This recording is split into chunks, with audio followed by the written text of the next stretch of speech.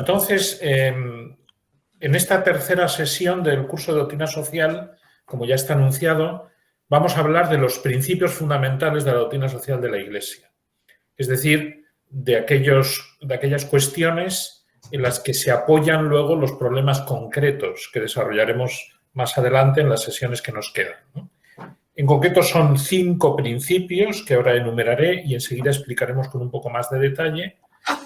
Pero ante todo quiero subrayar que estos 5 principios es muy importante que estén conectados y armonizados entre sí. No conviene primar ninguno de ellos porque entonces la doctrina social se desequilibra y muchas cuestiones no se afrontan bien, ¿no? Porque estamos, recuerdo, hablando de un tema de justicia y la justicia incluye la idea de equilibrio, la famosa balanza con la que a veces se designa, ¿no? Tiene que haber un equilibrio. Bueno, ¿cuáles son estos principios fundamentales? El primero es la dignidad de la persona humana, que es el más importante y la base y el sustento de todos los demás, como ahora explicaré un poco.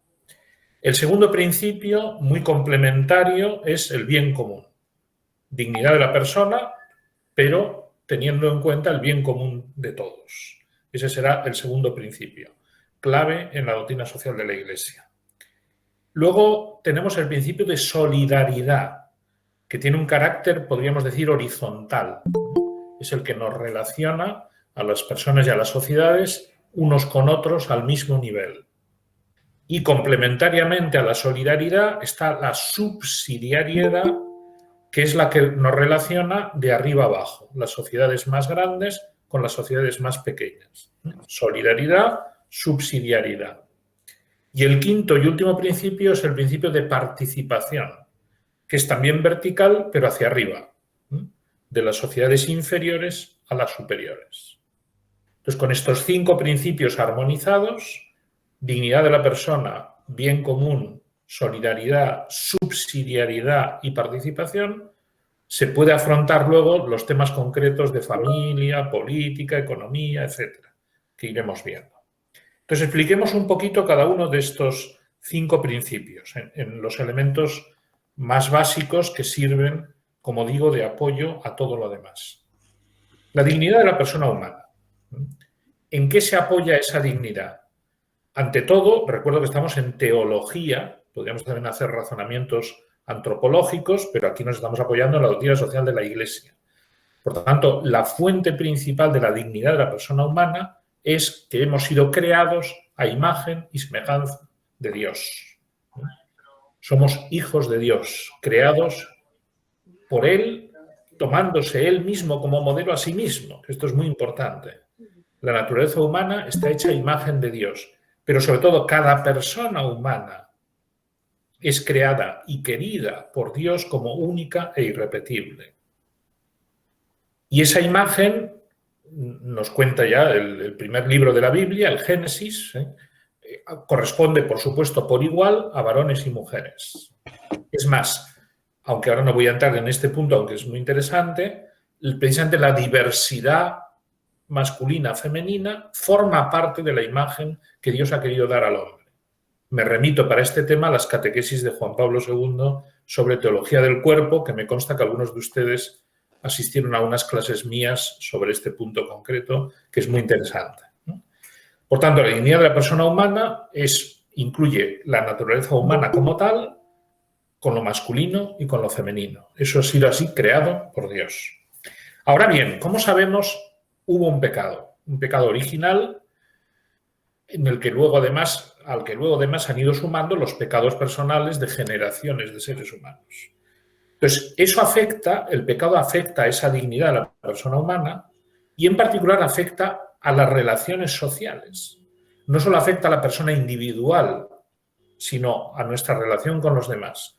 Por eso el pecado afecta a la familia, afecta a cualquier sociedad, a cualquier país, al conjunto de la humanidad. Y ahí es donde empezarán los problemas, claro. Aunque hemos sido creados a imagen y semejanza de Dios, el pecado hace que eso se distorsione, en particular relaciones varón-mujer, entre otras, y ahí surgen luego los problemas sociales por esa distorsión, que iremos viendo en cada uno de sus ámbitos.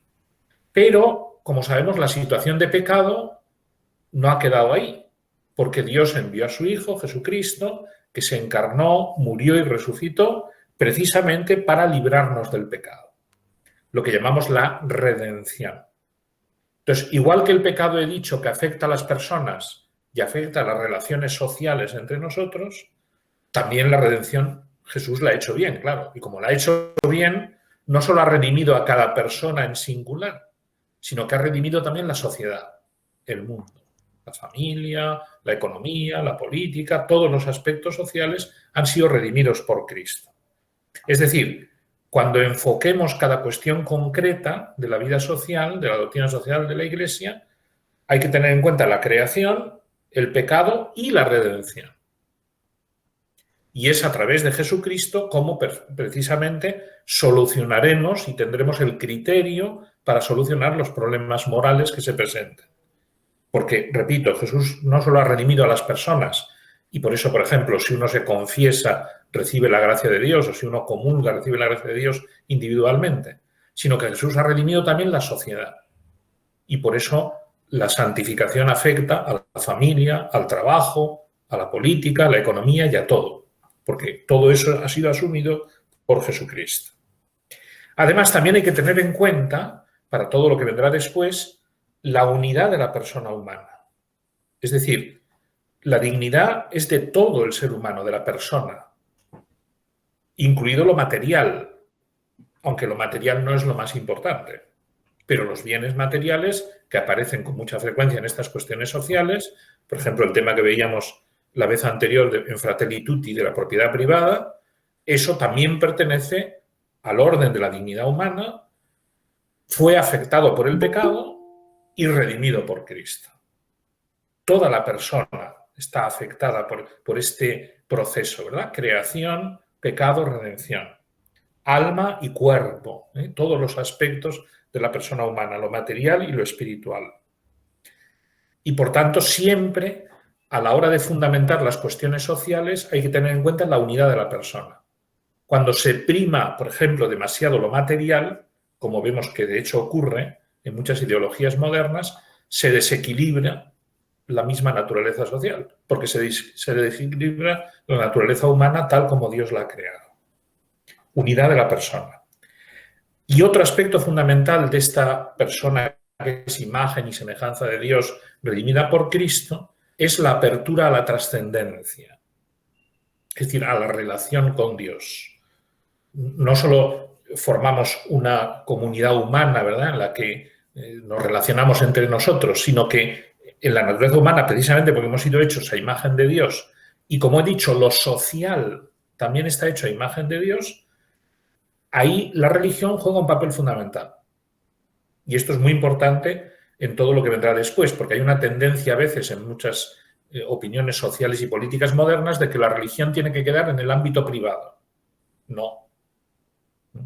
Porque Dios nos ha creado sociales y nos ha creado religiosos. Y por tanto la religión influye también en el ámbito social. Y por eso, desde hace tiempo ya, pero sobre todo los últimos papas, han insistido en que el primer derecho de la persona humana es la libertad religiosa. Y que lo primero que se debe respetar a nivel social, político, en las naciones, en la comunidad de naciones, etcétera, es la libertad religiosa. Porque esa apertura a la trascendencia, precisamente porque hemos sido creados a imagen de Dios, es la primera manifestación de la naturaleza humana, que no puede nunca conculcarse. Volverá a salir en otros momentos, pero este principio es fundamental. Otras consecuencias de que el hombre ha sido hecho a imagen y semejanza de Dios. La libertad, por supuesto. Forma parte de la dignidad esencial de la naturaleza humana, la libertad. Recordando que la libertad es un valor personal, pero como estamos hablando de sociedad, de relaciones con otros, la libertad es de todos y de cada uno, y por tanto tiene límites. La libertad no es absoluta, precisamente porque los hombres somos sociales por naturaleza, y mi libertad está limitada por la libertad de los demás. Y esto afecta también a muchas cuestiones sociales concretas, empezando ya en la propia familia. No existe, de hecho no existe Robinson Crusoe. O sea, el que vive solo en una isla, aislado de todos los demás. Y que en teoría podría hacer lo que le da la gana. De hecho, no puede, porque precisamente no tener otros seres humanos condiciona muchísimo la naturaleza humana. Entonces, el hombre social por naturaleza es libre y, por tanto, la libertad está moderada por los límites que establecen las otras libertades de los demás, porque hay que respetar la libertad de todos. Otra consecuencia de esta dignidad de la persona humana creada a imagen de Dios es, por supuesto, la igualdad. Todos somos iguales delante de Dios. Recuerdo que, precisamente en la Fratelli Tutti, el Papa Francisco subraya estos principios clásicos: libertad, igualdad y fraternidad. La fraternidad encaja más en la solidaridad de la que hablaremos enseguida. Todos somos iguales. Entonces, todo lo que decimos aquí de doctrina social es por igual para unos y otros. Y si no es igual para unos y otros, ya no se respeta este principio fundamental que es la doctrina social de la Iglesia, que es la dignidad de la persona humana. Ya vemos que esto es difícil, claro. Establecer ese equilibrio para conseguir la igualdad es un tema delicado, como sabemos luego en la práctica, ¿no? Pero como estamos diciendo, estos son los principios que deben iluminar. Luego ya la solución concreta habrá que verla en cada caso. De todo esto, una observación interesante es que todo lo que expresa en general la doctrina social de la Iglesia respecto a la dignidad de la persona humana está muy bien recogido en los llamados derechos humanos. La famosa Declaración de los Derechos Humanos hecha por las Naciones Unidas después de la Segunda Guerra Mundial. Si uno lo lee con atención, esa lista de derechos humanos, que tanto se comenta y se habla de ella, se ve que es exactamente lo que ha enseñado el cristianismo siempre. Otra cosa es que se esté cumpliendo o no, ¿verdad? Lo digo esto también porque a la hora de explicar esta cuestión a personas que dicen que no tienen fe o que sistemáticamente rechazan la enseñanza de la Iglesia o les parece que la doctrina de la Iglesia es exagerada o lo que sea, un camino puede ser empezar por ahí, agarrar la Declaración de Derechos Humanos, que se puede encontrar en Internet, por supuesto, literalmente tal como está firmada por cientos de países del mundo, ¿verdad? Y enseñarla, decir, esto, y viendo todo lo que aparece ahí, se puede entender lo que es la dignidad de la persona humana desde el punto de vista cristiano. Evidentemente, en esa declaración falta la referencia a Jesucristo, está claro, ¿no? Pero Jesucristo no ha venido a cambiar eso, sino a llevarlo a su plenitud. Este sería un tema también muy interesante, esa comparación entre los derechos humanos y lo que enseñamos en los cristianos, ¿no? Bueno, en definitiva, para acabar con este primer principio, toda la actitud, la vida social, sea en la familia, sea en el país, sea en la comunidad de naciones, a todos los niveles que iremos viendo en las clases siguientes, consiste en respetar, proteger y fomentar la dignidad de la persona humana. Eso es lo que se debe buscar en una familia, lo primero, ¿verdad? Proteger, respetar y fomentar la dignidad de los que forman parte de esa familia, en un pueblo o una ciudad, en un estado, en el mundo entero. O en una sociedad, en un equipo de fútbol o en una sociedad gastronómica. Igual, o sea, todo lo que sea un conjunto de seres humanos, lo que llamamos una sociedad, debe siempre, según la doctrina de la Iglesia, respetar la dignidad de las personas que forman parte de esa sociedad. Y no solo respetarla, sino fomentarla. Porque a veces es muy cómodo sin más no meterse con los demás, ¿no? Pero como iremos viendo, la doctrina social compromete y uno tiene que hacer cosas por los demás. Siempre dignidad de la persona. Bien, este es el primer principio. El segundo principio, que forma una dualidad con el anterior, como se entiende fácilmente, es el bien común. Buscamos la dignidad de la persona, pero conscientes de que formamos parte de distintos niveles sociales y esos niveles sociales tienen un bien común. Primera aclaración importante sobre lo que es el bien común. El bien común no es simplemente la suma de los bienes individuales de los que forman una sociedad, sino que es el bien de la sociedad en su conjunto y de cada uno de sus miembros. Las dos cosas. El bien de la sociedad en su conjunto y de cada uno de sus miembros. Por ejemplo, la familia. el bien común de una familia, yendo a lo más básico, que es lo primero que veremos en concreto más tarde, no es el bien de cada uno de los miembros de esa familia solo, sino que la familia, como tal, tiene también sus bienes. De hecho, fíjense, si no, no hablaríamos ni de familia, hablaríamos de suma de individuos, ¿no? Una familia es mucho más que la suma de unos individuos que viven juntos. Hay unas relaciones familiares, matrimoniales, paternales, maternales, fraternales, etcétera, que hacen que la familia tenga una entidad por sí misma. Y por tanto, haya unos bienes que son comunes a toda la familia. Y lo que estoy diciendo de la familia se debe decir también de un país, de la comunidad de naciones, o de un equipo de fútbol, o de una sociedad gastronómica, o de una fábrica, o de una empresa. No es solo la suma de los individuos que forman parte de ese negocio, o de ese club, o de lo que sea, sino el bien del propio club. Esto es intuitivo, vamos. Se entiende, no sé, por ejemplo, un equipo de fútbol, está clarísimo, ¿no? En un equipo de fútbol lo colectivo es fundamental, si no el equipo no gana. Pero incluso un deporte individual, por ejemplo, el tenis, no es solo el bien del jugador o jugadora que juega y gana, sino que tiene todo un equipo a su alrededor. Hay una pequeña sociedad, el entrenador, el masajista, el manager, lo que sea, ¿no? Y todo eso junto forma un bien. No solo el deportista solo, ¿no? Bueno, y así sucesivamente, ¿no? Bien común es el bien de cada sociedad, pequeña o grande, y de todos sus miembros. Y eso desde la familia, que es la célula de la sociedad, hasta la comunidad de naciones, hasta el universo, ¿no? Toda la humanidad. Por eso, el bien común es de todos y de cada uno. Esto es muy importante. O sea, por una parte, nadie se puede desentender del bien común y decir, bueno, que lo hagan otros, ¿no? Porque yo formo parte de ese bien común.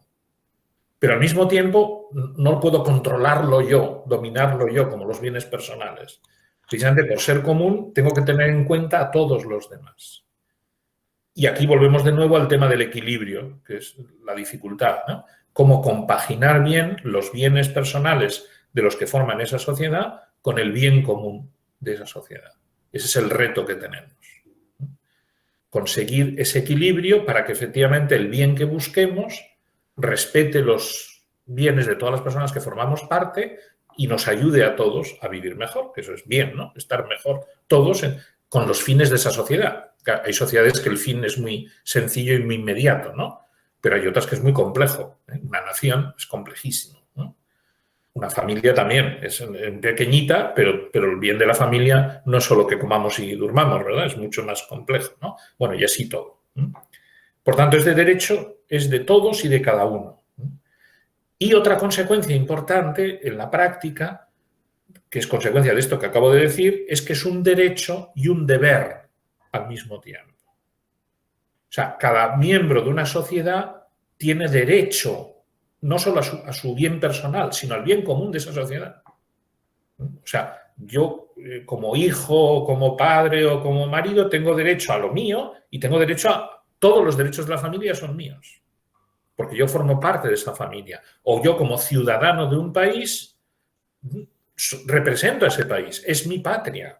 O sea, tengo derecho a que se respete a mi patria, por ejemplo, en el contexto internacional, aunque no sea yo un representante de ella, ni un embajador, pero es mi patria, ¿no? Bueno, de hecho, eso se ve muchas veces en el deporte más que en otras cosas, ¿no? Donde la gente siente sus colores y sus banderas de una forma especialísima, ¿no?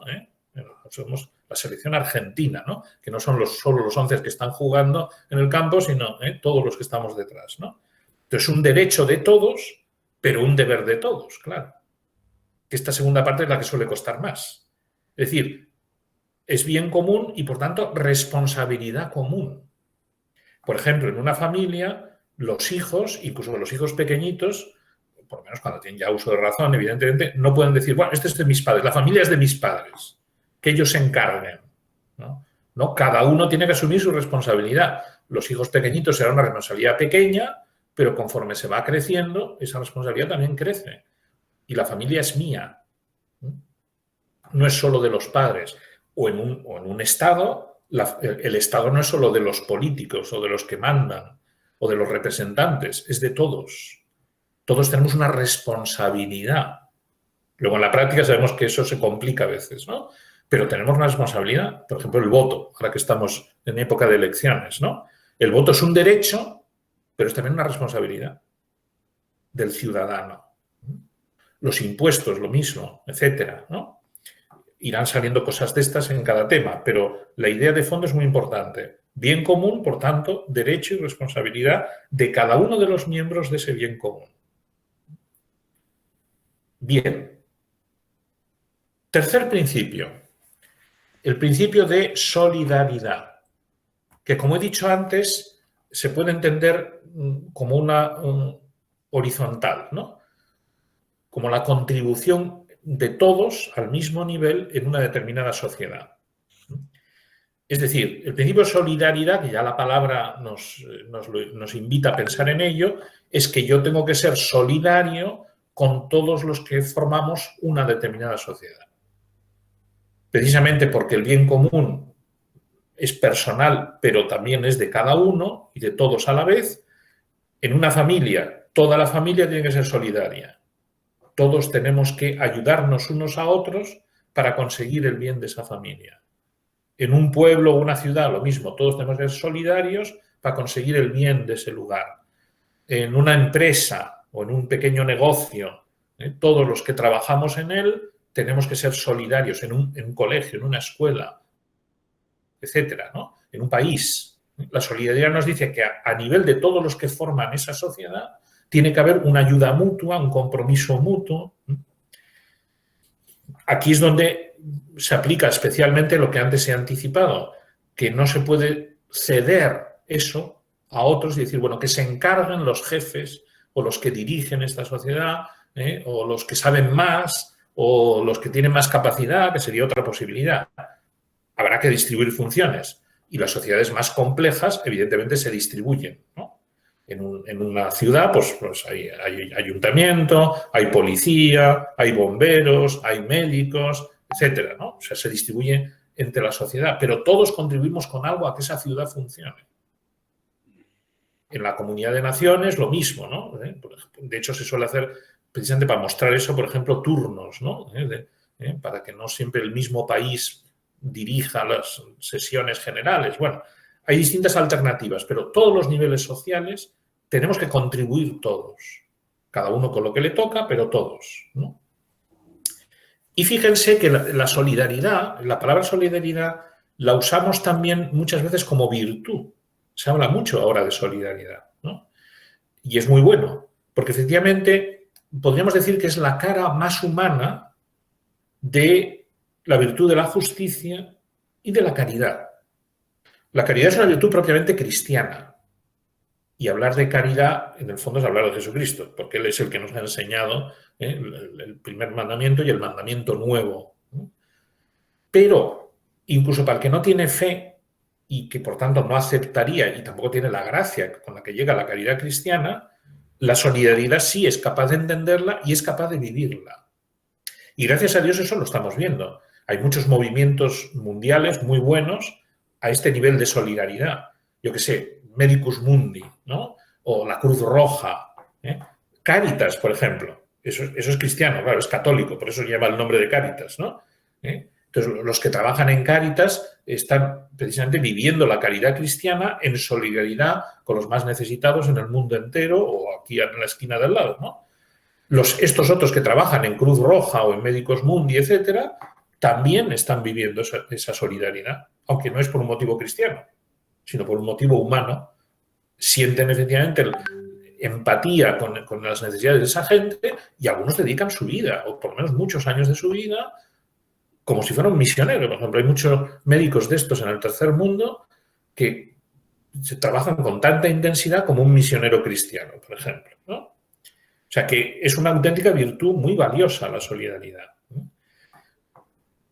Y por tanto, no se trata solo el principio social de la solidaridad del que estamos hablando, de una pequeña contribución de vez en cuando para que esto funcione, sino que podemos definirla, de hecho esta frase la he tomado del compendio de doctrina social de la Iglesia, esta definición que voy a dar, que es fuerte y muy clara.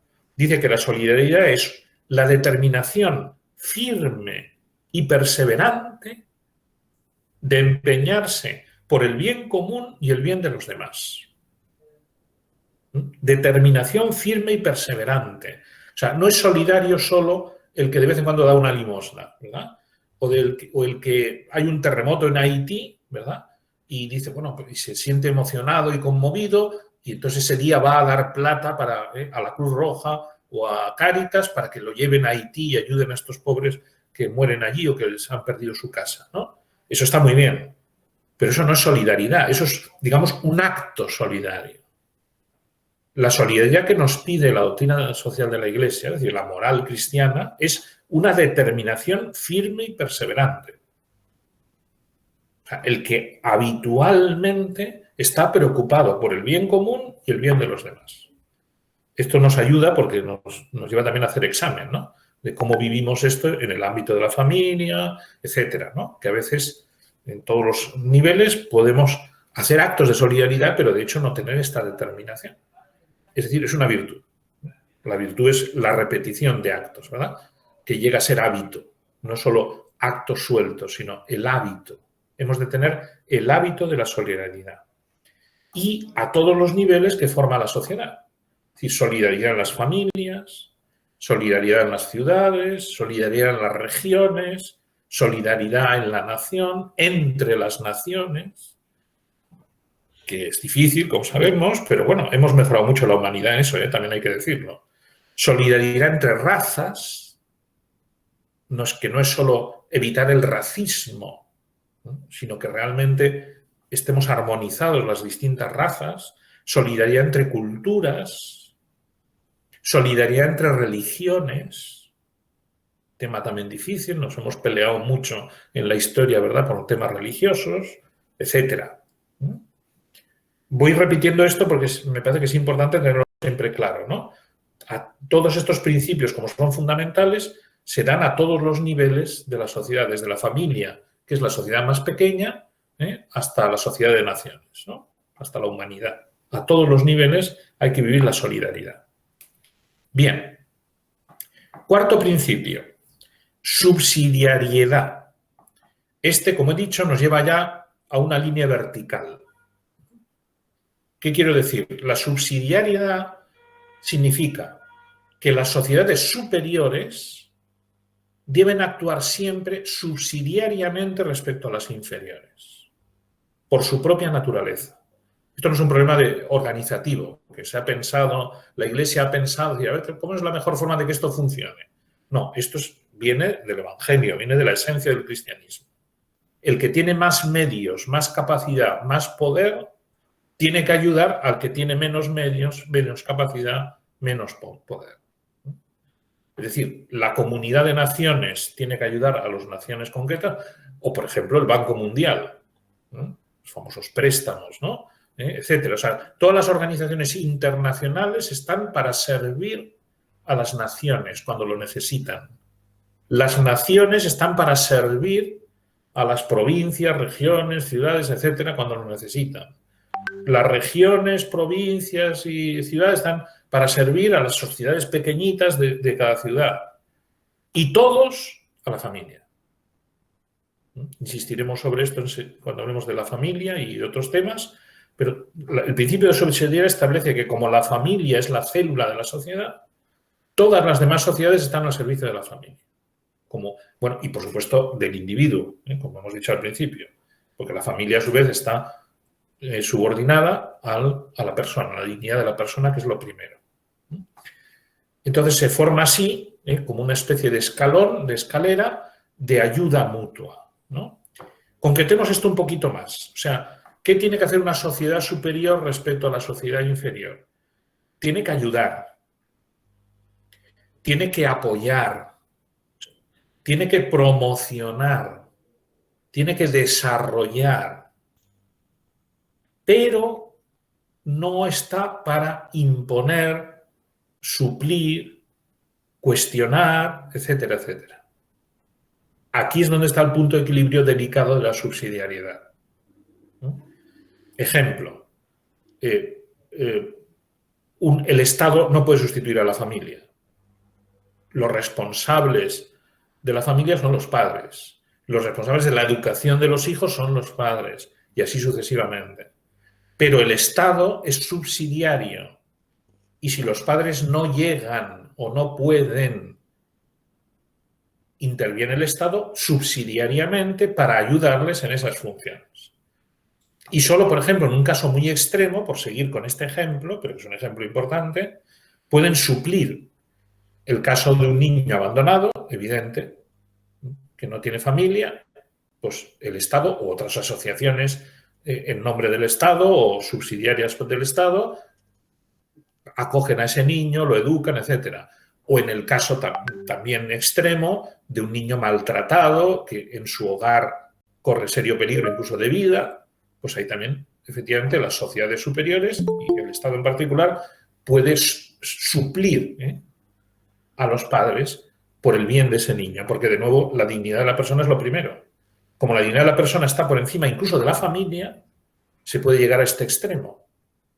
Una intervención en una familia para salvaguardar la dignidad de una persona de esa familia que está maltratada. Pero salvo esos casos extremos, las otras sociedades ayudan a la familia, pero no la sustituyen. Por eso se habla de subsidiariedad, que es una palabra muy clásica y muy pensada, y que hay que entenderla en ese sentido. Es decir, dicho en positivo, la subsidiariedad a todos los niveles, porque no hay que pensar solo en el Estado, que es lo primero que nos viene a la cabeza, ¿no? Pero también una ciudad subsidiaria, una empresa o un colegio. Un colegio es subsidiario también de los padres. No puede estar por encima de los padres. Tiene que seguir porque los padres son los primeros responsables. Bueno, así todo, por tanto, digo en positivo, subsidiariedad significa asegurar precisamente que las sociedades inferiores funcionen bien. Y sobre todo, de nuevo, que la persona humana sea respetada, promovida, ayudada, etc. Una familia no puede conseguir todo, a no ser que los padres sean unos genios de todas las ciencias, no pueden enseñar a sus hijos matemáticas y física y química y historia y literatura y lenguaje y no sé qué, y computación y todo, ¿no? Alguna familia lo consigue, En algunos países, como en Estados Unidos, existe la enseñanza en casa, pero el Estado se asegura de que se haga bien, claro, eso es subsidiariedad. Porque si no, tiene que intervenir, evidentemente, para que aquella gente se forme, ¿no?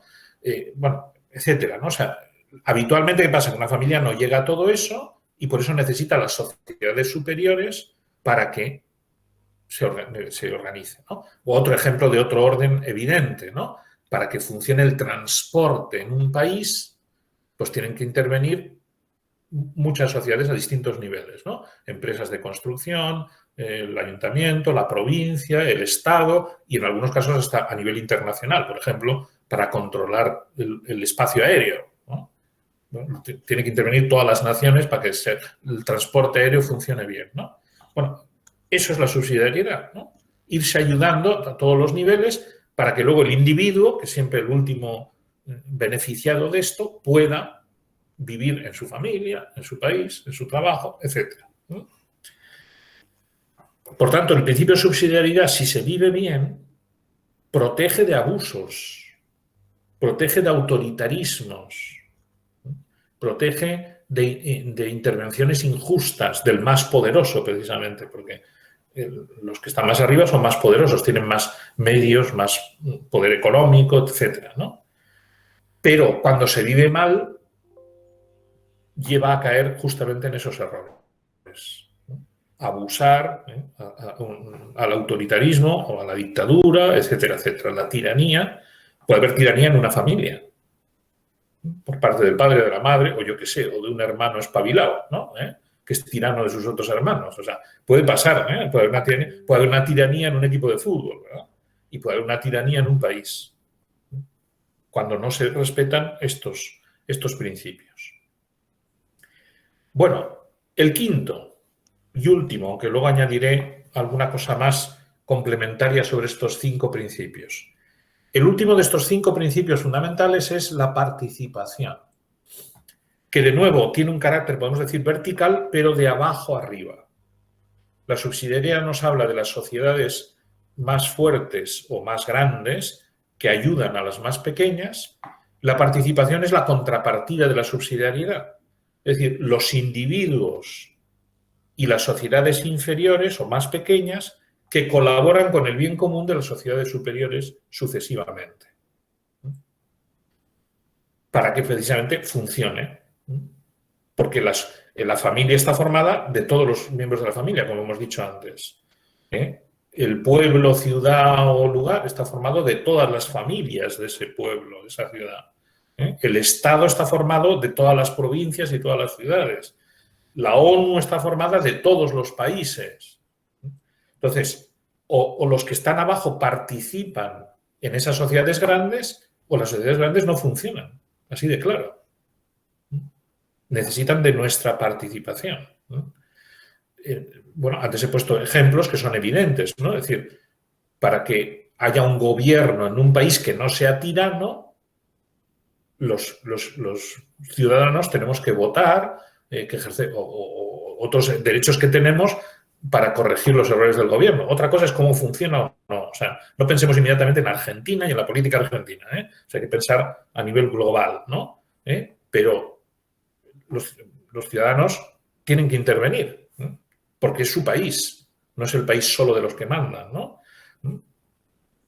O para, si queremos que efectivamente haya buenas carreteras, autopistas, etcétera, pues alguien tiene que poner la plata. Entonces, por eso hay unos impuestos o unos peajes en las autopistas para que estén mantenidas, que luego no las mantienen bien. Ese es otro problema. Eso ya es que se vive mal, ¿no? Pero que es lógico que haya que contribuir a que funcionen las cosas de la sociedad, pues es evidente, ¿no? Bueno, y no pensemos solo en la plata, porque es lo primero que se nos ocurre, sino pues para que un país funcione tiene que haber profesores, tiene que haber empresarios, tiene que haber obreros, tiene que haber deportistas también, que también son, tiene que haber artistas, tiene que haber, etcétera, porque todos contribuimos a que esa sociedad funcione. En un equipo de fútbol tiene que haber un Messi, pero también tiene que haber un arquero, y tiene que haber un masajista, ¿no? Y tiene que haber el manager que negocia, etcétera.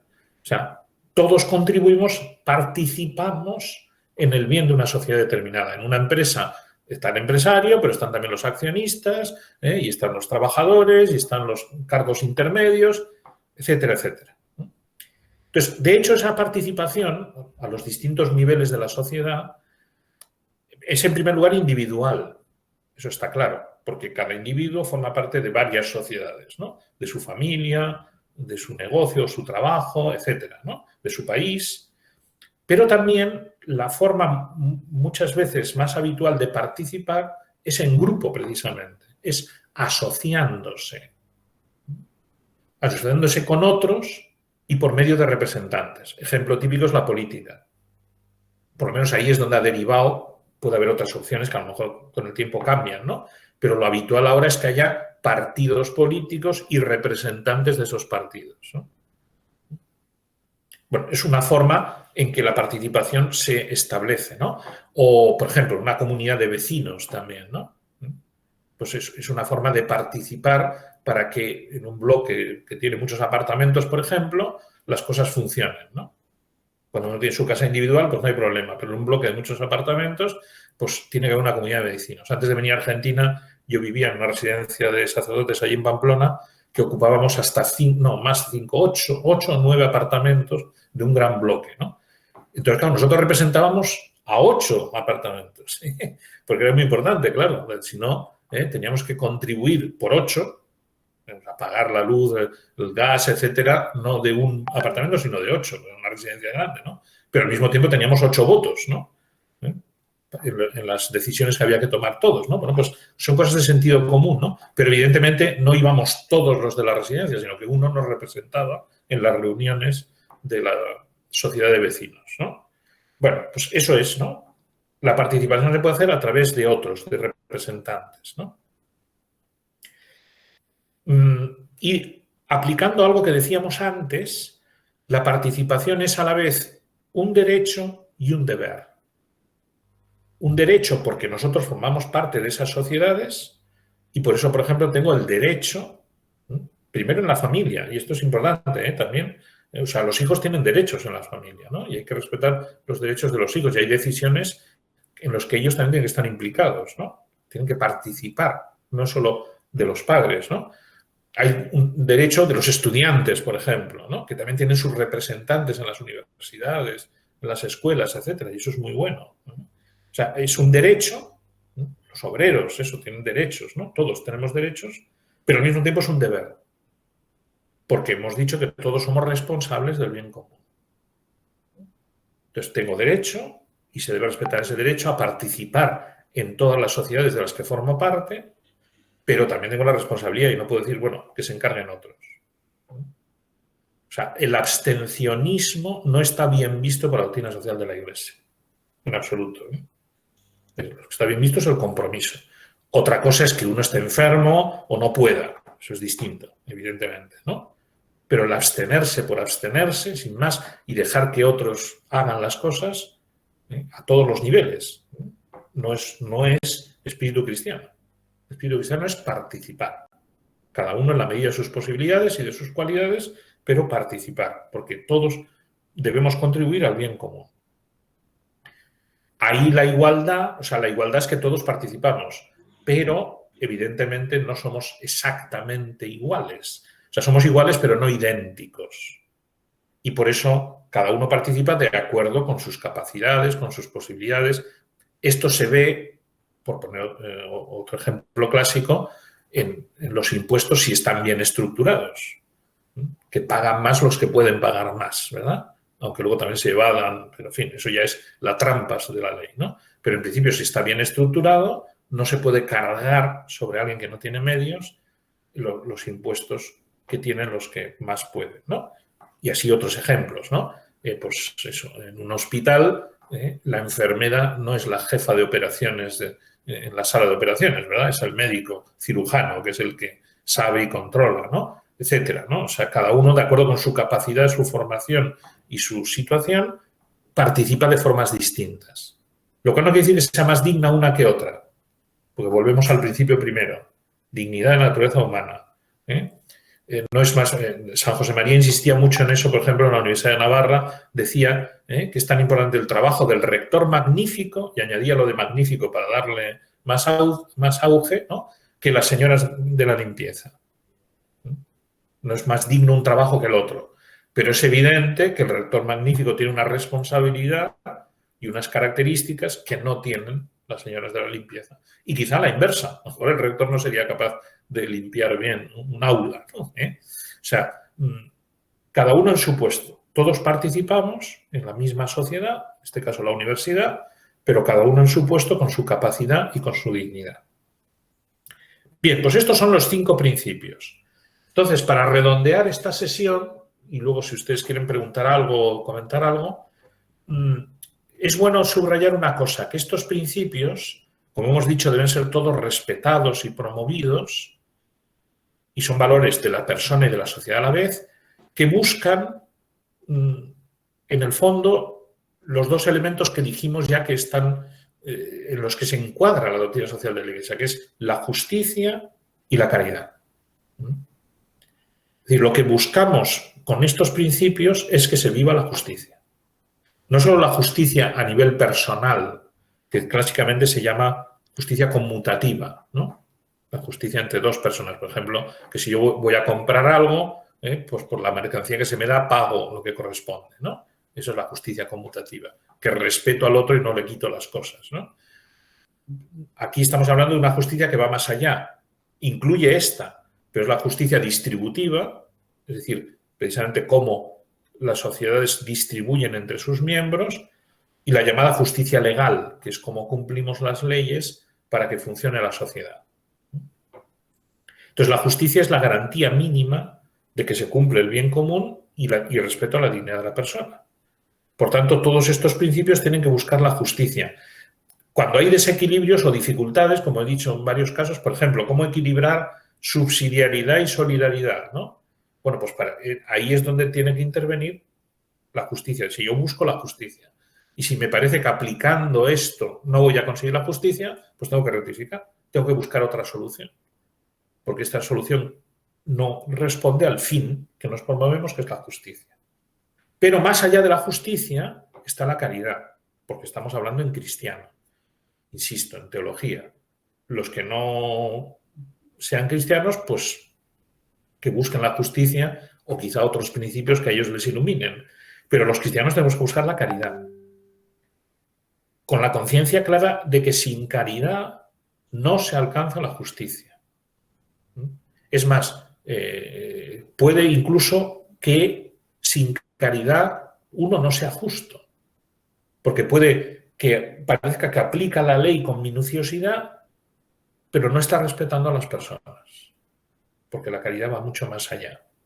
Esto sería tema de otra sesión, ¿no? De hablar de la caridad, ¿no? Pero es importante tenerlo en cuenta.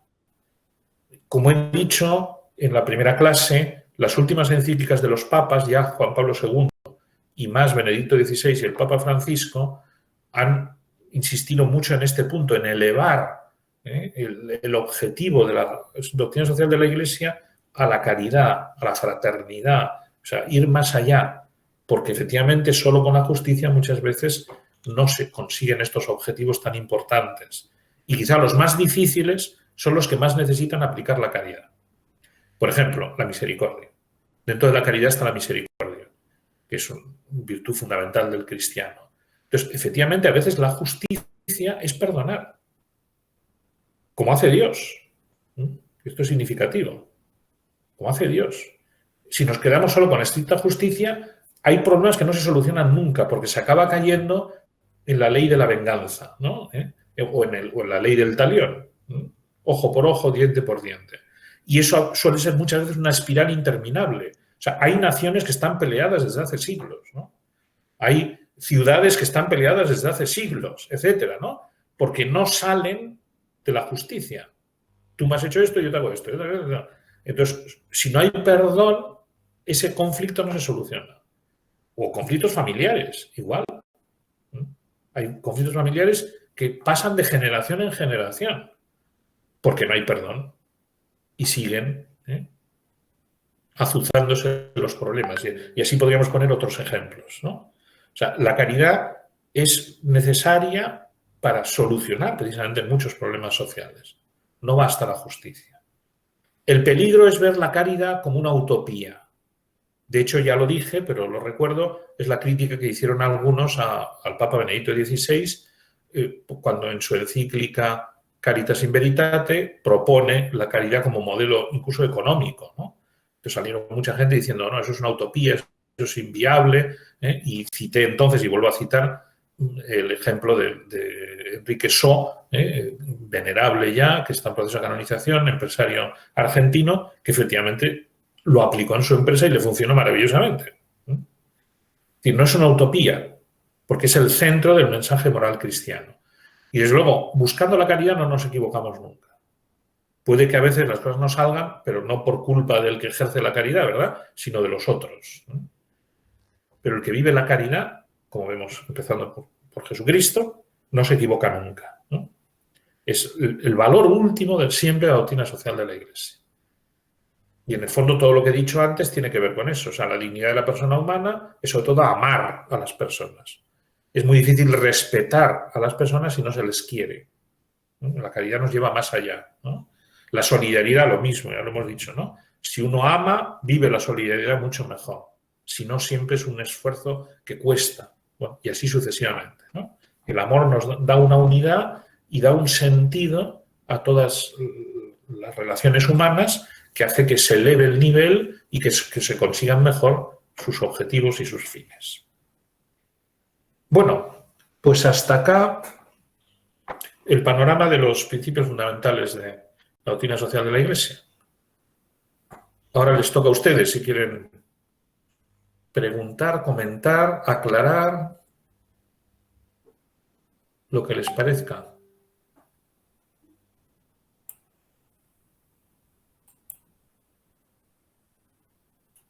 Aquí en el chat alguien ha puesto entre generaciones. No sé si se refería efectivamente que también ahí hay solidaridad y subsidiariedad. es un buen ejemplo, en efecto, ¿no? O sea, los jóvenes, mediana edad y ancianos tenemos esos solidarios entre las distintas generaciones y también somos subsidiarios, ¿no? En muchas sociedades clásicas, me parece que salió el otro día en algún sitio, los ancianos tienen un valor especial porque, por ejemplo, las tribus africanas, ¿no? Todavía eso se mantiene, ¿no? Porque el anciano se le considera alguien especialmente sabio, experimentado, etcétera, y los jóvenes acuden, ¿verdad? Es subsidiariedad, ¿no? A buscar consejo, ayuda. Bueno, pues efectivamente ahí también todos estos principios que he dicho también se aplican entre generaciones, ¿no? Es una idea buena aplicarlo a eso también, ¿no? Que también formamos como una pequeña sociedad, ¿no? De estos niveles, ¿no? Padre, disculpe Sí. la pregunta, no sé si me escucha. Yo Sí, ¿quién habla? Fernando, Sí. de Córdoba. Le quería preguntar, este término, ¿no?, de la justicia, ¿no? Se puede decir así viéndolo y analizándolo desde la doctrina, ¿no?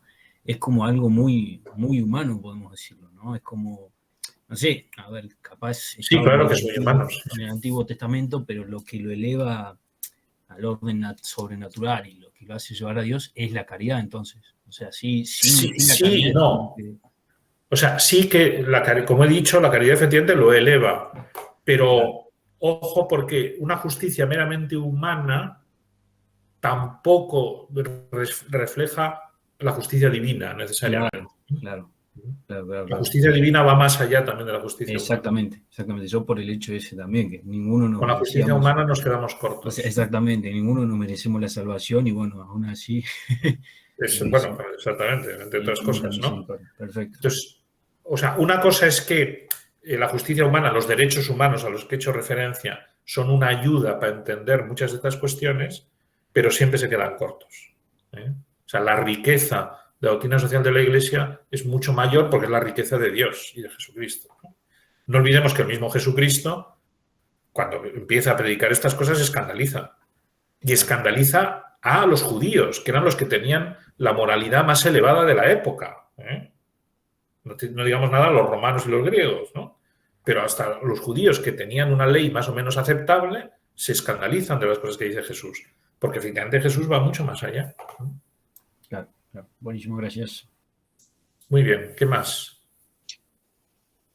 Padre, perdón, pero cuando, digamos, hablamos de justicia humana, nos referimos a la justicia en general creada por el hombre a través de los códigos en los distintos países, y por otro lado, bueno, quizás un abogado esté más preparado que yo en ese sentido, pero que en alguna medida también contempla sus costumbres, ¿no? Porque sabemos que hay países que incluso tienen la pena de muerte, otros no. Y, por ejemplo, estamos en el caso concreto de nuestro país, donde durante muchos años se ha venido, digamos, machacando en una teoría en la cual, digamos, el imputado es una víctima y el que imputa o ha sido, digamos, dañado pasa a ser el victimario, ¿no? O sea... Pero esos ya son defectos de las leyes. Vamos a ver, o sea, yo me refería a la justicia virtud. O sea, la justicia intuitivamente humana, pues es eso, el do des, ¿no? O sea, tengo que ser justo, equilibrado con la gente. Luego, otro terreno ya muy delicado es el que tú dices, o sea, cómo eso se concreta en las leyes de cada país, etcétera, ¿no? Entonces, ahí puede haber una justicia injusta, claro, paradójicamente. Quizá habría que usar otra terminología, ¿no? Yo me refería a la justicia virtud, que luego se elevada por la justicia divina y a su vez por la caridad, ¿no? O sea, lo que intuitivamente una persona se da cuenta que es justo o no. Pues no matarás, no robarás, etc. Pero luego, efectivamente, las leyes dan mucho que pensar, sí. Y ahí ya entra todo lo que tú dices, ¿no? Pero ese es un terreno ya, digamos, más para especialistas, en efecto, ¿no? Habría que ir viendo ya cómo las leyes respetan la justicia social. Pero también se aplica a todo, o sea, todo lo que diga yo aquí de la doctrina social, en esos niveles de responsabilidad estamos los ciudadanos que tenemos que cumplir, pero luego están los legisladores que también tendrían en teoría que legislar de acuerdo con la justicia virtud. Y los jueces tendrían que aplicar las leyes de acuerdo con la justicia virtud. y así sucesivamente. Y ahí entra la conciencia de cada uno de los que están en estos ámbitos, ¿no? Y repito, justicia humana. Si además es cristiano, pues es bueno que aplique la caridad, claro, ¿no? Pues lo que se ha llamado tradicionalmente juez justo. O sea, no todo juez por serlo es justo, ¿eh? Hasta el Señor pone ejemplos en el Evangelio de eso. O sea, ya se ve que esto es muy complejo. O sea, en la teoría es muy bonita, pero luego en la práctica, la aplicación concreta a cada uno. Aprovecho para decir una cosa, claro, según la profesión que cada uno tengamos, hay temas de estos que hay que conocer más, claro. Eso es evidente. Un abogado, un juez, un legislador, un político, etcétera, estos temas, si es cristiano y quiere vivir coherentemente, tendría que especializarse. O sea, realmente tendría que ser especialista en justicia social de la Iglesia para hacer bien su trabajo. Me parece a mí, ¿eh? Luego ya otros, de acuerdo con su ámbito, ¿no? Lo que se llama deontología profesional, ¿no? Sí, sí. Un médico tiene que ser un experto en bioética. Tiene que saber, bueno, no tiene que ser el maestro de maestros, pero tiene que saber bioética para ejercer su profesión. Pues los que tienen responsabilidades públicas y quieren ser buenos cristianos, pues un Santo Tomás Moro. Es un ejemplo maravilloso que tenemos en la Iglesia, ¿no? O sea, porque un tipo que dominaba la doctrina de la Iglesia y que la aplicaba, ¿no? Incluso arriesgando su vida, ¿no? Es un tema serio, ¿eh? O sea, luego la familia, pues ahí todos, ¿no? Por eso todos estos cursos familiares que se organizan, etcétera, son muy importantes para que cada familia sepa en su ámbito aplicar estas cosas a su ámbito, ¿no? ¿Puedo hacer una pregunta también? Sí, por supuesto, adelante. Yo, una pregunta muy práctica, realmente, que sería la siguiente. ¿Cómo calcula un empresario un sueldo justo para sus empleados? Uy. Que no sería un sueldo legal. No, ya. Un sueldo justo. Bueno, no es tan difícil. Lo que los libros de moral clásicos dicen siempre, pues es un sueldo con el que pueda vivir dignamente él y su familia, o los que dependen de él o de ella, ¿eh? Porque ahora es más compleja la sociedad también, ahora suelen trabajar los dos, ¿eh? Un sueldo justo es ese, con el que se puede no solo sustentarse, o sea, que no se mueran de hambre y que no se mueran de frío, sino que puedan vivir dignamente. Entonces, claro, fijar eso ya depende de muchas, del país, de la ciudad, del clima, depende mucho. O sea, en un clima frío hace falta más plata que en un clima cálido. Eso es bastante evidente, porque hace falta más abrigo, más una vivienda mejor, etcétera, etcétera, ¿no? Entonces, ahí dependen muchos factores. O sea, no se puede dar una cifra. De hecho, los libros de moral clásicos nunca dan cifras. Siempre usan expresiones de este estilo, ¿no?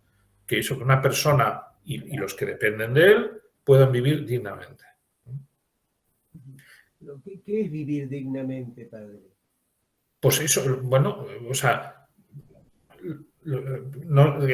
claro, o sea, tampoco se puede hacer ahí una lista de cosas que significa dignamente. O sea, hay que usar el sentido común. O sea, que no sea solo, como he dicho antes, sobrevivir.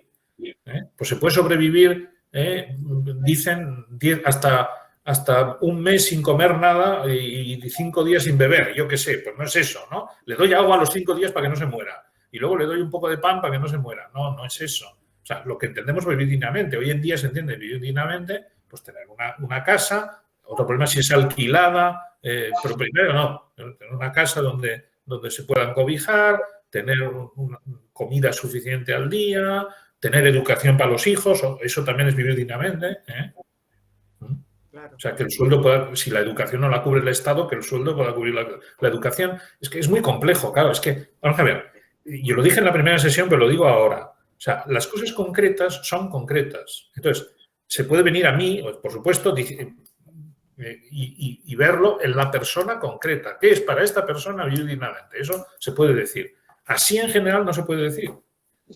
Porque además también cambia. O sea, es decir, puede cambiar por otros factores. Por ejemplo, la ropa que llevamos depende mucho de nuestra posición social, de nuestro trabajo y de otras tareas. Entonces, uno puede vivir indignamente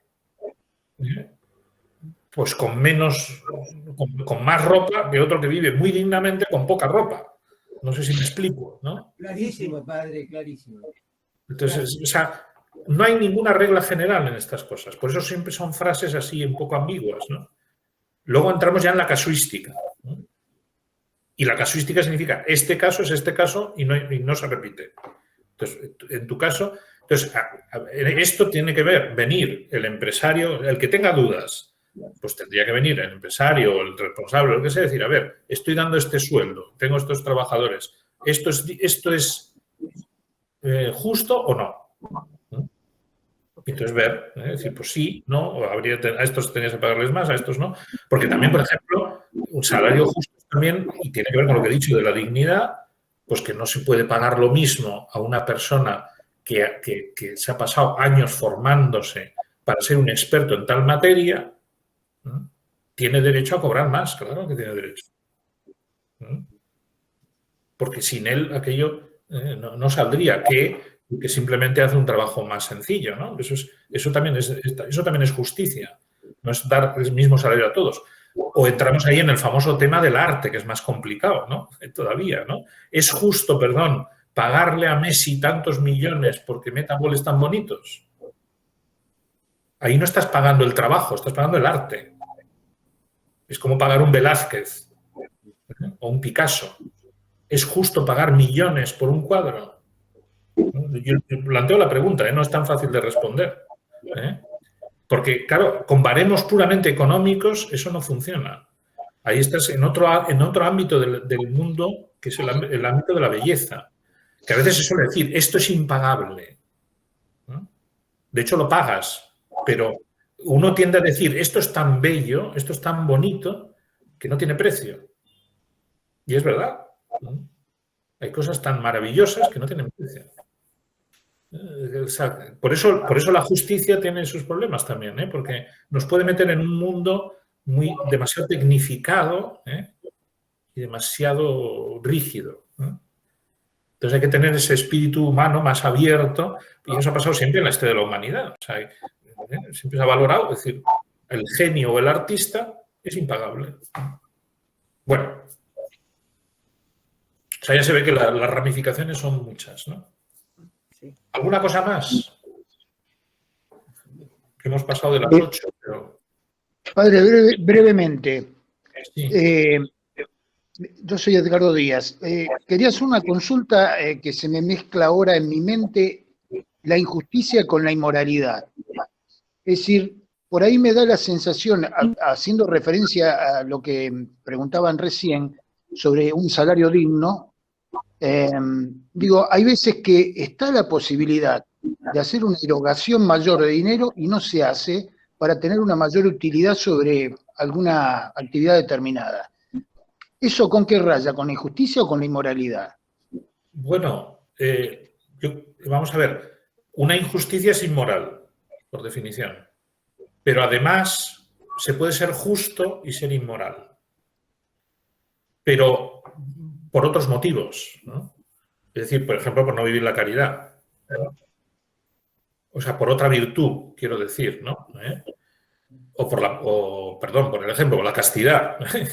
Es decir, que uno puede estar cometiendo una inmoralidad con un empleado o una empleada y siendo justo con él. O sea, aquí intervienen muchas otras virtudes, sí. Pero en principio, si hace referencia a lo que decíamos antes, yo siempre lo vería como injusticia. O sea, la justicia no es solo efectivamente matemáticamente, sino eso de que viva con dignidad, que yo le dé el sueldo para que viva con dignidad, eso es justicia. La caridad sería que además, digo, pues no, pues de mis beneficios le doy más para que, sin ninguna responsabilidad, pero porque yo soy generoso y quiero darle más, ¿no? O me preocupo, pues como hacía Enrique So, de darles además formación espiritual y organizarles las vacaciones y no sé qué, ¿no? Eso ya es más allá de la justicia, ¿no? Eso se refleja muy bien en el Evangelio, en el contrato de los viñadores, que contrató a la mañana, al mediodía, a la tarde y a la noche. Salió hace poco, Sin embargo, que de hecho, de hecho, es un texto que desconcierta todavía a mucha gente, porque efectivamente en justicia uno dice, pero vamos a ver, si yo he trabajado más, pero lo que dice Jesús, lo que dice el dueño, lo que dice Jesús, en nombre del dueño es muy gráfico, es decir, pero no te he hecho injusticia porque habíamos acordado esto. Entonces, o sea, se está viendo al revés. El problema de la justicia es ese, verlo desde la comparación con los demás, que es lo que le pasa en esa parábola. Y el Señor claramente dice, no, o sea, no tienes que verlo en comparación, tienes que verlo de acuerdo con lo que habíamos acordado. Yo no he sido injusto contigo. A estas les estoy dando más porque a mí me da la gana. Es otro tema. O sea, no es justicia, efectivamente. Sí, o le doy más porque fue más hábil para negociar. En alguna medida también. Bueno, esa es otra cosa a valorar. También hay empresas que funcionan por incentivos. Si este vendedor me vende más que este otro, pues le pago más, claro. O sea, es otra forma de salario, perfectamente justa. En lugar de un sueldo por ser vendedor, no, de acuerdo con la proporción de lo que vendas, te pago tu salario, ¿no? También lo hacen en el deporte. El que gana el mundial le dan más plata que el que se queda en semifinales o en cuartos, ¿no? Por beneficio, ¿no? Bueno, sí, ya se ve que es complejo, pero todo eso es justicia. Seguimos en el terreno de la justicia. La caridad sería que además te doy esto, ¿no? Pero si hemos acordado que un precio por tus ventas, pues eso es la justicia. Te has vendido mucho, pues maravilloso, te doy más. Bueno, creo que ¿qué más? estamos el legado equilibrio, digamos, Hay que ir cortando ya, ¿no? de que en esa justicia tratar de que él logre su felicidad y no siempre a veces se logra, ¿no? Porque los parámetros de medición son muy individuales, dependiendo, digamos, lo que cada persona siente. O sea, dependiendo de si se siente reconocido o no, es complejo. Sí, pero eso también se sale ya un poco de este tema, o sea, ya no es justicia, sino ahí entran otros factores, ¿no? Porque habrá que ver por qué se ha sentido herida esa persona, ¿no? Que probablemente es por falta de trato en otras virtudes sociales. De hecho, hay un ámbito también que se llama de las virtudes sociales, ¿no? Que se llaman así precisamente por eso, porque ayudan a vivir la justicia aunque no sea la justicia. Y no me refiero solo a la caridad, pues la amabilidad, virtudes de ese estilo, las virtudes de educación, la cortesía. Los tratados clásicos hablan de estas virtudes, ya los griegos y romanos, ¿no? Muy importantes, amabilidad, cortesía, respeto. Y eso uno lo nota también en los negocios. Hay tiendas en las que te tratan maravillosamente, o restaurantes, etc., y tiendes a volver, ¿no? Aunque a lo mejor la comida es peor, pero estos mozos son tan agradables, o el gerente es un tipo tan acogedor que yo vuelvo a este sitio, ¿no? Efectivamente, o sea, todo eso también influye, ¿no? Bueno, continuaremos, si les parece bien.